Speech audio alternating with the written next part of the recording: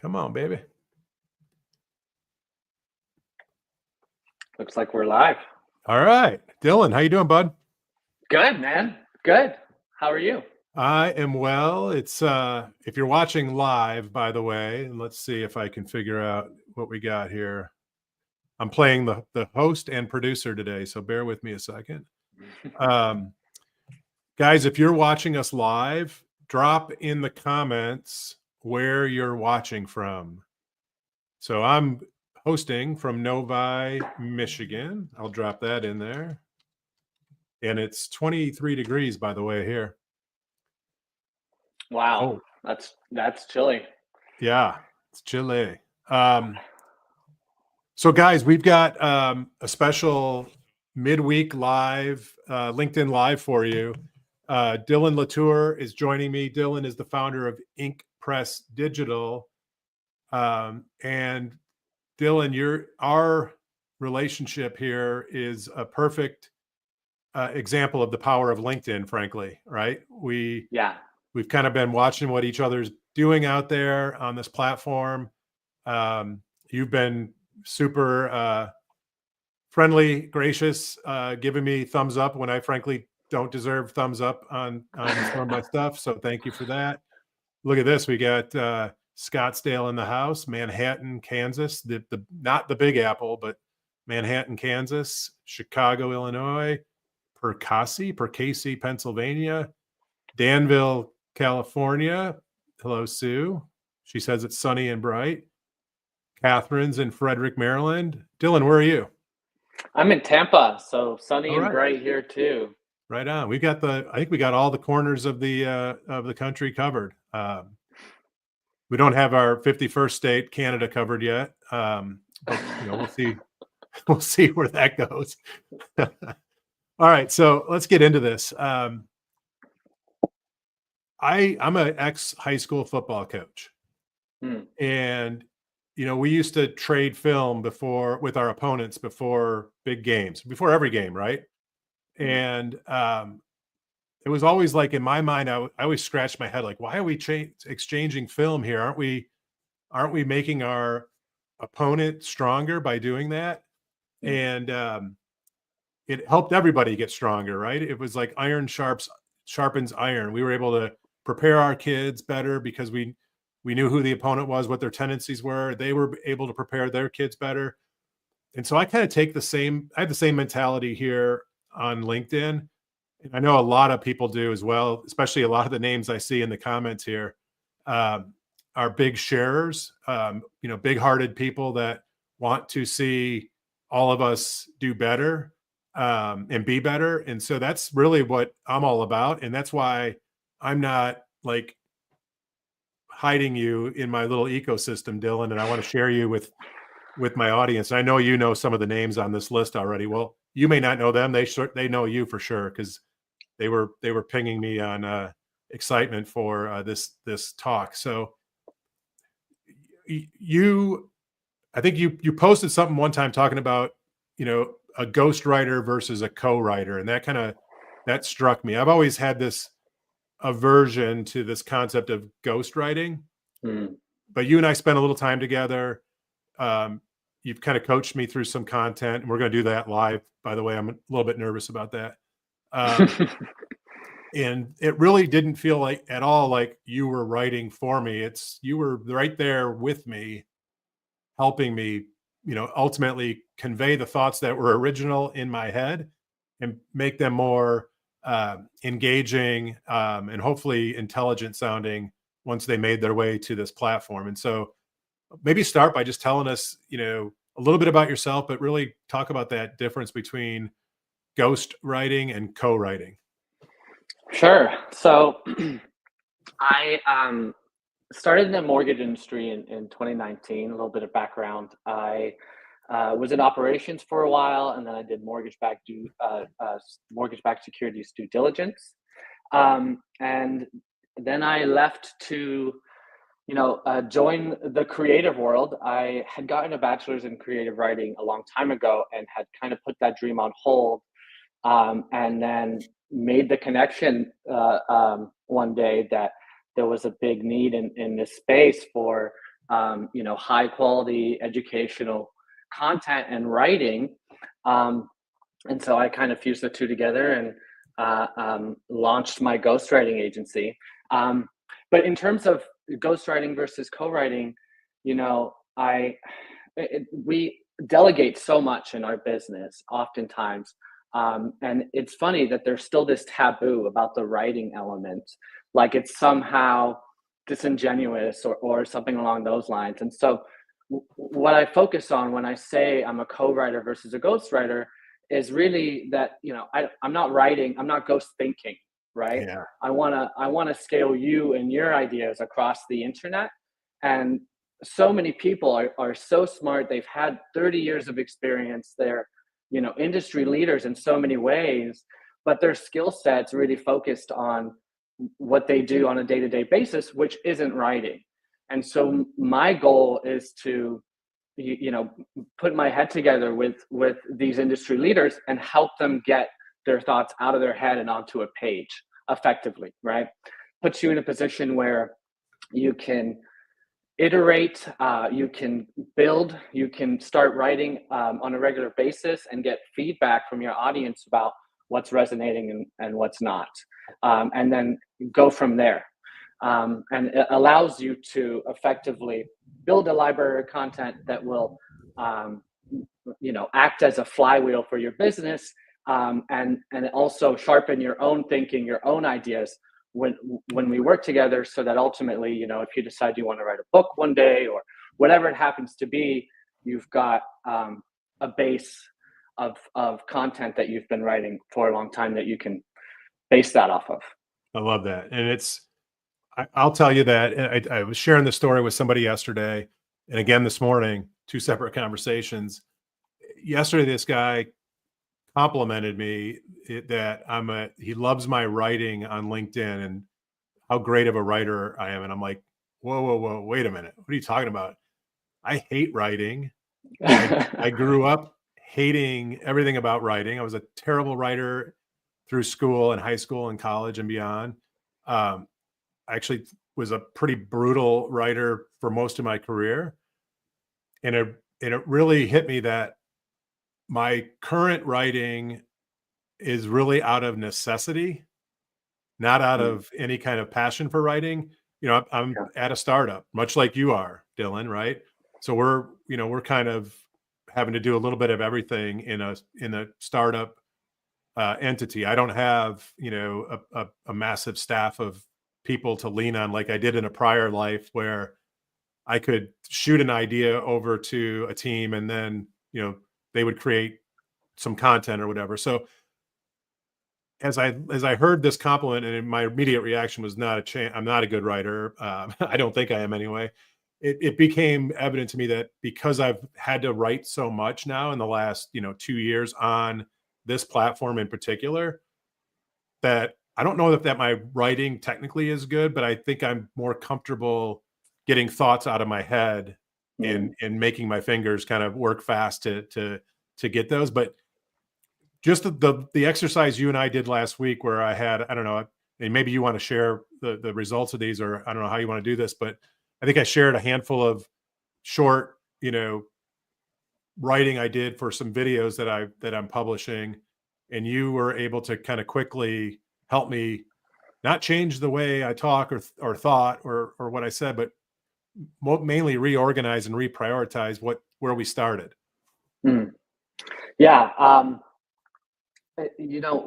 What you were saying about not feeling like you're a good writer technically, I will say that so much of it is just showing up every day.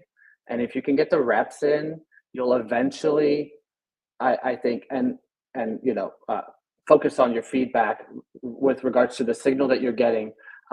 You develop an intuition with repetitions that I think will make you a better writer, even if the writing itself isn't quote unquote improving. It's the ideas, like you were saying, that are getting sharper, and you're understanding what's resonating with your audience, and so you're doubling down on that just intuitively, because you're practicing it so much. Makes sense. Totally makes sense. 100%. All right, buddy. Where do we want to start? I mean, I'm ready to be coached up. So you're the Sure. coach. Yeah, well, I thought it might be fun to start with maybe like a 5 minute, uh, shortened version of an interview where I'll be your ghostwriter and we'll role play what kind of questions I would ask you to try to get the ideas out of your head, um, and you can speak to answering those, and then we'll pivot from there, and then next week or whenever we'll create some actual content using that conversation, and then we'll be able to Love it. post it. Cool. Cool. Yeah. So for the audience out there, and there's 22 of you live. So thank you all for showing up, and a lot of friendly faces I see there as well. Um, so this guys, all of you would, if you're partnered with Dylan, I'm assuming Dylan, what we're going to do in 5 minutes, you would do in probably at least a half hour, if not longer. But Right. this is probably a good thing to kind of pay attention to. So let her rip, bud. Okay. So I did a little bit of homework in terms of trying to figure out your key differentiators, your target ICP, and then potential marketing angles that we could approach. So I'll breeze through those real quick, and then I'll start with some questions. If that sounds good to you. Perfect. Cool. So in terms of key differentiators, your focus is going to be on early stage home buyer engagement, point of thought versus point of sale, integration of financial wellness with mortgage readiness, taking a data driven approach with specific ROI metrics, emphasis on loan officer efficiency through automation and buyer self service. In terms of who we're trying to target in our writing, who we're going to be writing to, the focus is going to be forward-thinking, tech-savvy professionals, focus on first-time home buyers, with regards to loan officers, so tech-savvy loan officers who have a focus on first-time home buyers. They have an interest in building long-term relationships versus transactional business. They value education and financial literacy and are looking to scale their business through technology.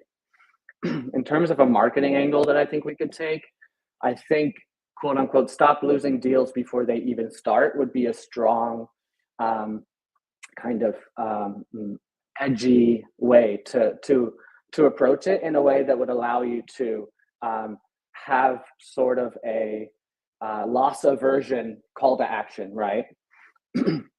So that's what I was thinking in terms of the direction that we can go. But let's ask you some questions. In terms of business strategy, what inspired you to focus on the point of thought approach versus traditional point of sale? Quick side note before you answer that, all of these questions are conversational. I don't want you to feel pressure to put on the spot. And if something doesn't come to mind right away, there's 100 questions, so we can skip it. And the point here is really to get the gears turning and get as much information out of you as possible. Love that. So yeah, great question. And by the way, you've done your homework, because I think I talk and write a lot about a lot of stuff that you just echoed back to me. You actually helped me with just rethink something there as well. So that's good. Point of thought versus point of sale. So I'm a 35-ish plus year mortgage person, right? I've been in it forever. And the traditional methodology for most distributed local loan officers is to partner with referral partners in their community and get referred home buyers. When those home buyers, quote unquote, raise their hand and say, I'm ready to get a loan because I'm buying a home, right? So in my mind, that's very much point of sale. That's when, it's time to transact at that stage. And what I've watched happen, a ton here over the last 5 years, but really amplified in the last year and a half, 2 years, as margin compression got in, and just the competitive nature of the business has taken hold. That point of sale transaction becomes more rate and price and cost dependent, and there's less value, in my opinion, that the borrower, home buyer, places on the professionalism and the professional that's going to ultimately secure this big bag of money so they can buy that home, right? And so for me, and what we focus on with our tech is helping loan officers think about different ways. None of us believes it's a bad idea, or a good idea rather, to ignore realtors. We can't do that. That's not what we're saying. What I'm talking about in the point of thought versus point of sale is, if you're 80% today reliant on realtor referrals, let's talk about a strategy to get you to 50%, 40%, 20%, and invert the ratio, so that 3 years down the road, you're the person that realtors seek out for referrals versus the other way around. So and the only way to do that is to become relevant when people are starting to think about buying a home, especially first-time home buyers. And that could be 6, 12, 18, 36 months, frankly, up the funnel early in that person's financial life. Awesome. Very cool. Here's another one for you. How do you see the role of loan officers evolving in the next 3 to 5 years?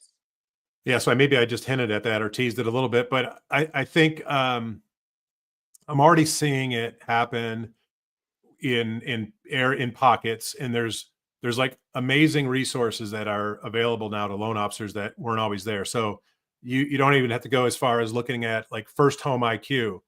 If you're on here and you're a loan officer, look up First Home IQ. It's a nonprofit started by Kristen Messerly, Dave Savage, and Todd Bookspan that is hyper focused on arming loan officers, their ambassadors, with financial literacy, financial education content that those loan officers, those ambassadors, can take to their local communities to deliver financial education, financial literacy, financial fitness.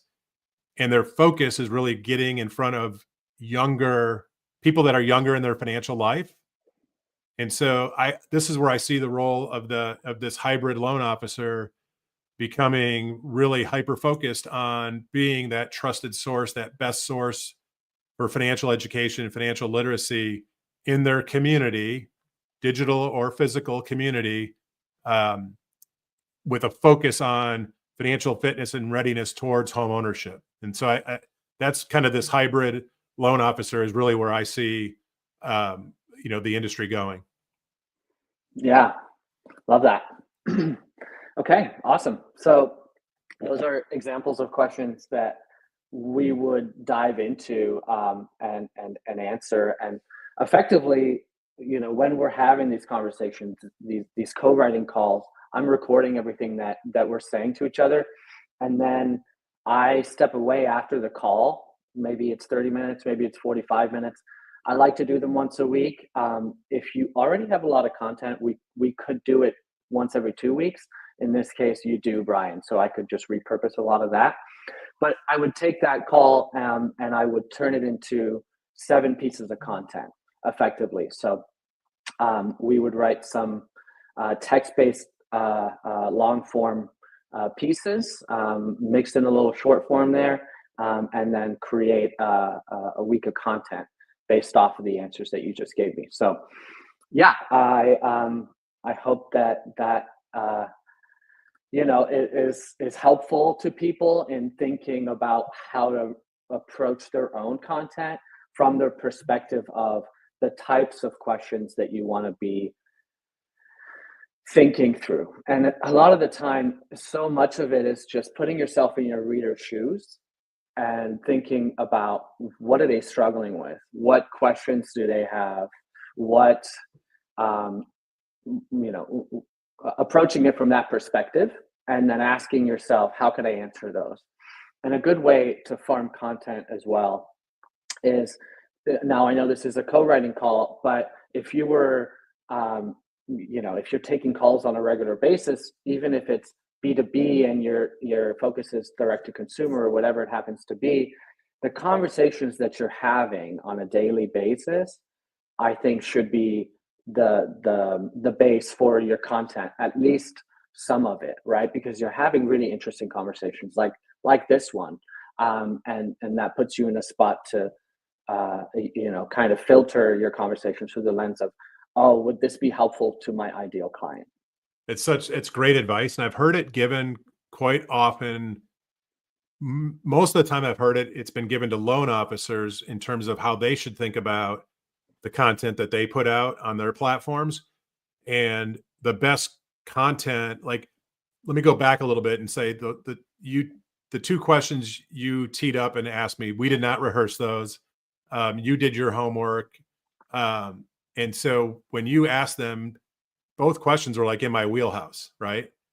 And so I think I answered them pretty confidently. I didn't have to like scratch my head for the answers. And so I think there's that speaks to the homework you did prior to us coming on this live. And I assume that's part of your, part of what you do with each of your clients that you work with. But going back to that loan officer, thinking about the calls you take for loan officers, it's, if you talk to 4 or 5, 10 consumers a day, you probably have at least 30% of those conversations have some nuance to them, that if one person's asking you that question, there's probably 100 people that have the same question.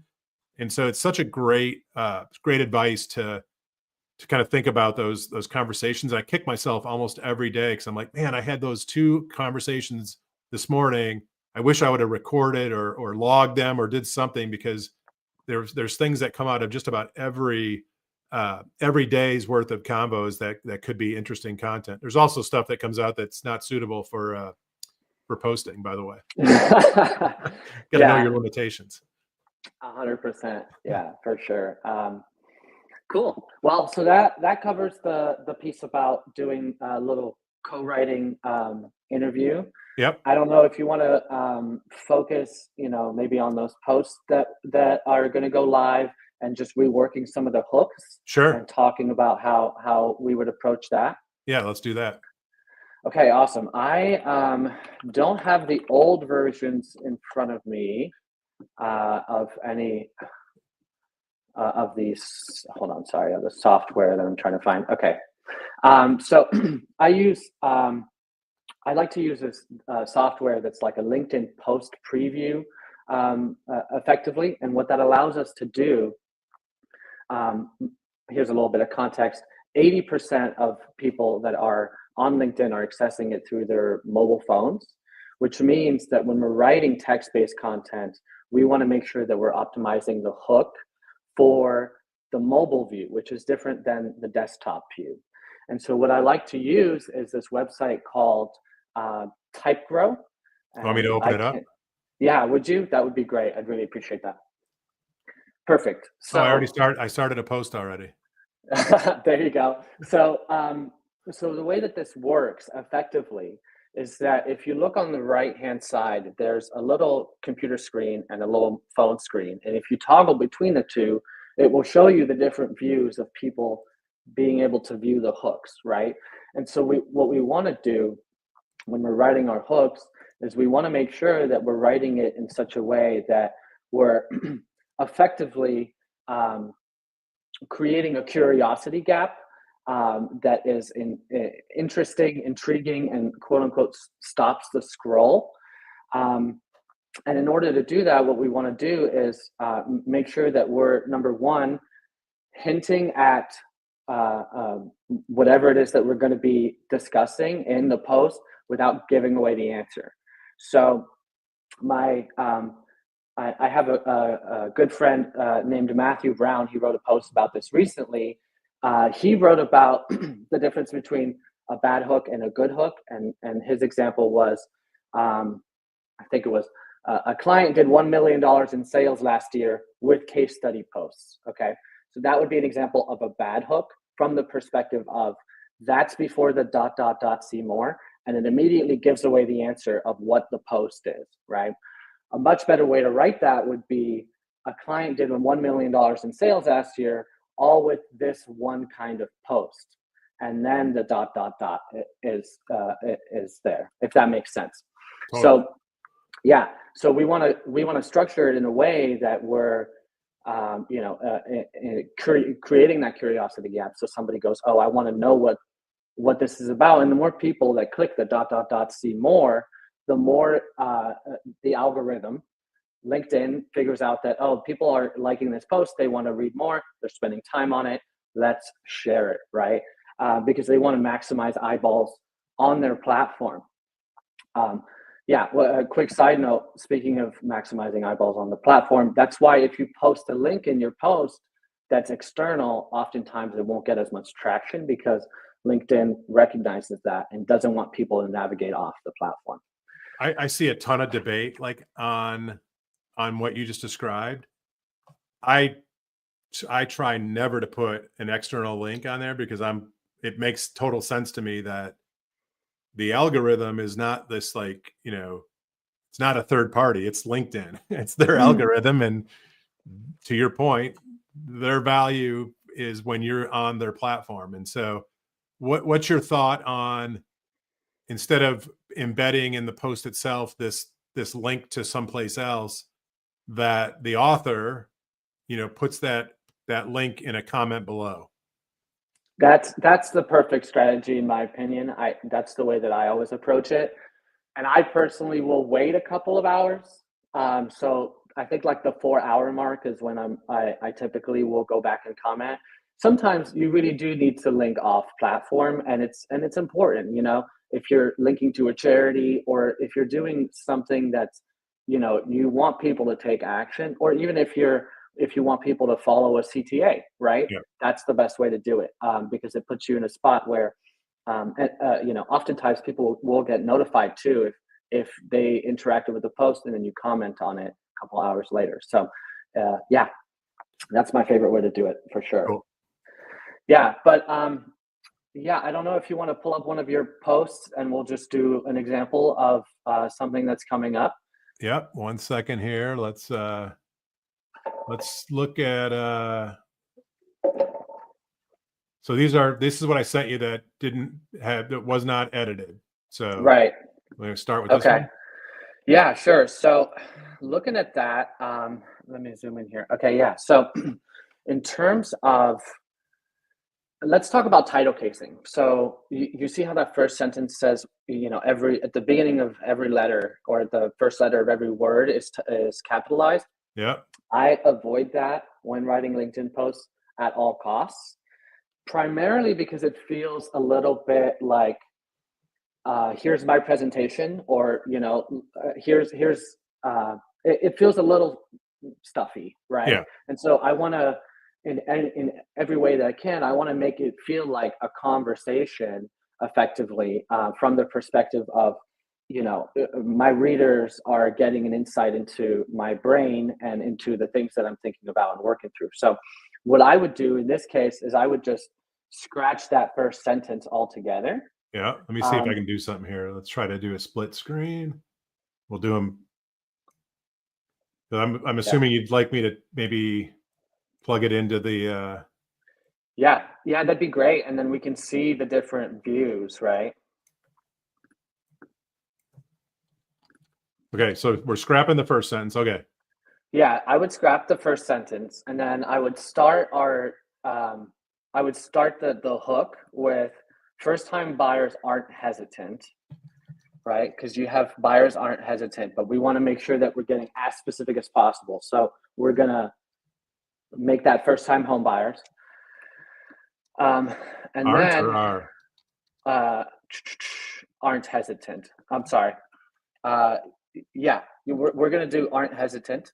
And then we're going to put, I don't know if you can M dash. I don't know if you have a MacBook, but I just command and then the dash arrow, or the. This is all you're going to get out of me, dude. I'm not. Okay, that's fine. Don't worry about it. And then and then you have, they're just unprepared. I would change that from unprepared to overwhelmed, I think, because number one, overwhelmed is a stronger word. Yeah. And evokes more of an emotional response. And then number two, it takes the onus off of first-time home buyers. They're no longer they're not unprepared, like they're not sloppy. They're overwhelmed from the perspective of it's not their fault, right? And so it takes the edge off of that a little bit, and makes it more approachable. I like that. Yeah. So if you see if you look at down at the preview right there, Yeah. that's effectively that's going to be our hook. If we hit space and create a line break, and then we start the second sentence. So the mortgage process feels like a maze.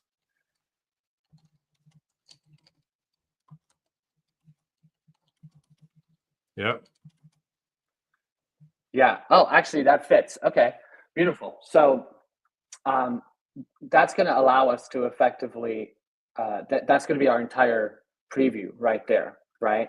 So, however, you know what I'd like to do actually? I'd like to, yeah, you know what? It's good. I don't hate it. So we can leave it that way. Because then it's going to create that curiosity gap, and people are going to say, "Well, I want to know why it feels like a maze, right? What does Brian Yeah. think about that effectively?" So yeah, and so if we were to make that sentence, hold on, what do we have here? The mortgage process feels overwhelming, comma, and many don't even know where to start. That's where you come in. Okay, so if we were to write all that, it wouldn't all fit in the preview on Right. the mobile, right? It might fit on the desktop app, but then you're in a position where it's not optimized, right? And so toggling between these two views will really allow you to write hooks that are And optimized effectively. Dylan, I'm assuming this what I'm writing in this type grow, like I don't have to have an account to do what I'm doing, right? That's right. Yeah, it's just a free tool that anyone can access. I just Googled LinkedIn post preview generator, and I don't. There's a couple that will come up. This is my favorite. I would recommend doing this. Using this one, I use Taplio, which is a scheduling app that allows Yeah. me to schedule all my clients' work without going into their accounts myself. Um, and so that's what I use for my own writing. But I compared that tool to all the tools that came up when I Googled LinkedIn Preview, and this was the one that worked the best. So So yeah, I don't know about you guys, but like that's something brand new that I just learned. I've never created a piece of content in a previewer like this. And I create 99% of my content on my desktop on this massive screen in front of me. And so I thought I was doing the right thing by creating those break lines. And turns out, based on what you showed me, if I was typing this on the desktop, it would look completely different. And so, great tip. I love this. It's easy. It's free. You could literally, bookmark it on your desktop and kind of fire away. yeah. A couple other things with regards to the post itself. If we were going to write this whole thing out, Yeah. I'm a big fan of when it comes to formatting, um, having a line break between every sentence, Yeah. which puts you in a position where it really makes it skimmable. And from the perspective of someone who's like scrolling on their phone, people aren't deep diving into things right away, right? Yep. Typically, what happens is they read the hook, they click see more if they like the graphic or your hook, and then they're going to skim the main sections of your writing, right? And so if you break down your sections into like 1, 2, 3, for example, that's something that I do a lot in terms of like 3 steps to unlocking X, whatever, right? Um, you want those sections to be really clear and skimmable, and then again, not title case like we were saying, right? So that they can click the hook, click the see more, look at your sections, and then they can make a decision about whether or not they want to read more, right? Whether or not they want to consume the piece of content, and then they'll double back and read it for real, if that Yep. makes sense. Let's pick Um, on while we're here. Let's Go pick ahead. on one more of my posts because I think I'm guilty of capitalizing words in my open. So this might be a little embarrassing. Yeah, here we go. Win at the point of thought. So what do you think here?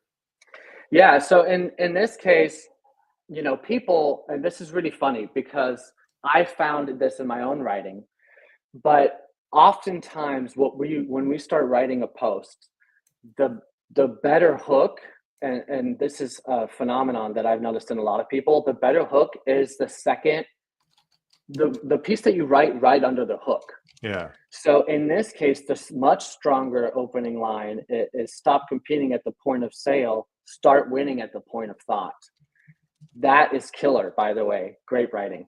And so you're in a position where that's going to be the preview text. And so that's much more compelling than win at the point of thought. And then a good rule to live by here is not repeating yourself in the hook ever. You know, the way that I see the hook writing, it's like 80% of the work is done in the hook.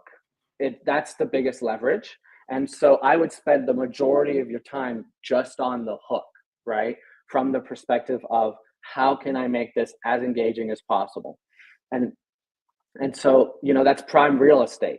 So we want to make sure that we're not repeating ourselves at all there. And so, you know, the point of thought twice would have been too much. So I think this is a much stronger hook. And that puts you in a position where you're, you know, creating that curiosity gap because, you know, people are like, ooh, you know. So it's so interesting because I think back to when, you know, when we learned how to storytell and write, you know, in our youth, and some of us, our youth is significantly longer than yours back. But I was always taught you build up to, you know, kind of the hook at the end. And in this sense, it's actually the opposite. And maybe this is why, you know, the younger generations tend to be better at writing on these platforms. I don't know, but it's just that you have to think differently on social. 100%. Yeah. So much of the writing that we learned to do in school just doesn't apply in our day-to-day lives anymore. Yeah. If you get an email that is like looks like an essay and it's 3 big blocks of text, you don't want to read it, Yeah. right? Not happening. And so right, yeah. And so if you want to tell a compelling story, if you want to convince somebody to take action, if you want to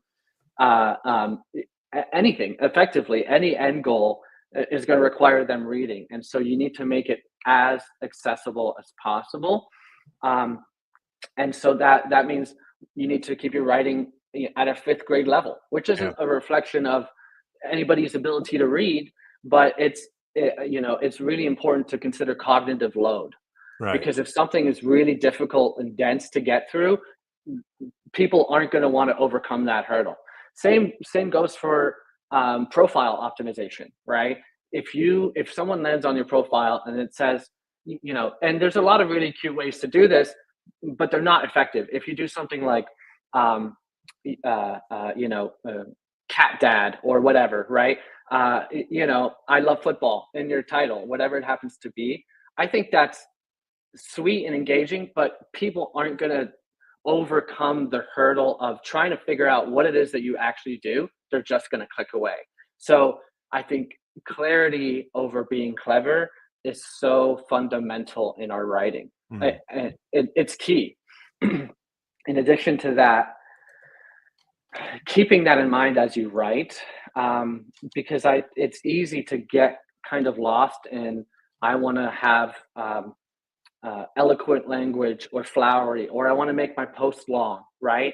And what's really important to have is a high rate of revelation, so that if someone's skimming, they're getting you're moving the story forward, or you're communicating education one sentence at a time, and every sentence has value, and you don't have any fluff in there from the perspective of, you know, trying to connect 2 pieces of the story that maybe aren't connecting, right? Or you know what I mean? So it's really just all about as much value as possible, as quickly as possible, so that people can skim, decide if they are going to stay and read, and then, you know, get the value that way.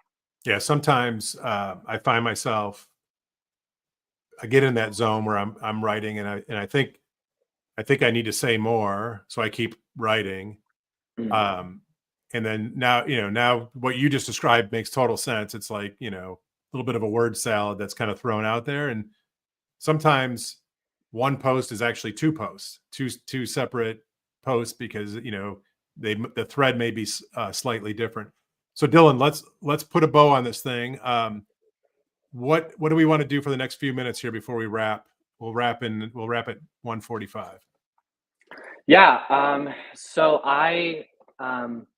if you're open to it, I'd like to talk about the three types of content that I think are really resonating right now. Yeah. In the mortgage industry. Okay, let's do it. So I'm going to go ahead and share my screen. Let me make sure I am doing that correctly. Okay. We didn't practice this part. No, I'm sorry. Okay, so I'm going to share my entire window. Yeah. Okay, let me know if you can see that okay. Oh, I got to let it up on stage. There we go. Whoops. There we go. Okay. Yeah, we don't want the infinity piece. Okay, yeah. So three types of content that I find are really resonating right now. And they're types of content, but they're also the hooks, effectively, right? So the first piece is going to be big numbers in your hooks. I don't know if it's just the mortgage industry or people love this in general, but if you can drop big numbers in your hooks, you're going to get more engagement. People really they love engaging with that sort of thing, right? So they put you in a position where you're effectively telling stories through numbers. So here's an example of that, of my own post that I've written recently.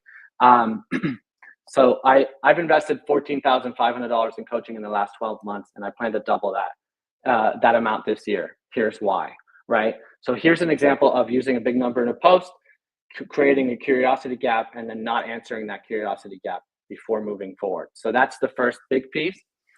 The second type of post that's really doing well right now is client success stories. So, and this applies to everybody. But you know, if you're a loan officer, for example, and you're able to get somebody across the finish line into a home, and they're not, let's say, for whatever reason, they weren't going to get approved somewhere else, and then you were able to get them the loan. Creating content about that success story is going to really resonate, because it's going to allow people to project themselves into that position and think, oh, you know, if that person can do it, maybe I can too. And you may win business that way, right? And then the last post is personal journey posts. So in this case, I scaled my ghostwriting business to replace my corporate income in under 4 months. Okay, so that would be an example of writing a personal journey post that allows you to tell your story. It allows you to effectively be in a position where you're humanizing yourself and you're connecting with people because you're telling your personal story. I love that one. So the single post that I've ever created that's had the most engagement and impressions was one I did almost a year ago. And I talked about at the time, my 33 years in mortgage, right? And I think and it was a long post, by the way. I think I violated some of your kind of rules of thumb. But you know, I talked about in the post, I was really centered on the value and importance of relationships, and how over 33 years, you know, I still have some of my longest standing friendships are people that I worked with in the early 90s when I started, right? Mm-hmm. And so it was very personal. It was very much a storytelling post about how I got in the business and kind of what happened along the way. And then the photo that I used was a photo when I was like 23 or 24, you know, at a party, you know, doing some stupid move or something. But it struck me that as I go back and look at the content that I've created, you know, specifically over the last year, it's always the content that's very personal that, Mm-hmm. you know, literally doubles the next best set of content. That it would be where I would say that's more thoughtful content when I'm writing and about business. there's a couple posts I've done about my oldest son. He plays baseball, so I've done stuff around that. It's so I think for everyone that you gotta mix in, you know, some storytelling and some personal stories. Because I know for me as a consumer of content, that's the stuff that I gravitate to, especially if it's people that I'm interested in. I want to go a layer deeper in knowing kind of who they are, what they're about, and what their life is like. Yeah, 100%. I would agree with that. I think it allows you to build a relationship at scale, Yeah, and then ultimately the point of all your content should be converting slash educating your ideal clients, right? Because you want to provide lots of value to them and build those relationships so that you can ultimately work with that person, right? right. And so taking that approach um, really allows you to optimize for that, right? And I think a good way to do that is to tell your story, because people want to get to know you. They want to hear from you, not from a company, right? Yeah, They're connecting with you. So love it, yeah. Dylan. This is I love this session, man. I learned a ton here. Thank you so much for joining me.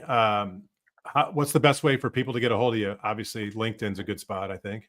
Yeah, follow me on LinkedIn. I write about writing. I write about writing in the mortgage space, and I write about the success that my clients are able to unlock and how. So if you want to steal those frameworks, you're welcome to. And yeah, that's effectively it. So I'm going to drop your profile in the comments for folks, and then I'm going to encourage everybody that's watching. If you are kind of getting serious about your content strategy going forward, uh, book a time with Dylan. It's well worth it. I know we went fast here for 45 minutes, but I'm anxious to see the output from our opening couple questions. So, Dylan, man, thanks so much. Look forward to working together on some cool stuff, and frankly, look forward to seeing more of your content on my feed. I appreciate it. Yeah, thanks for having me. See you guys. Have a great rest of the day. Bye, guys.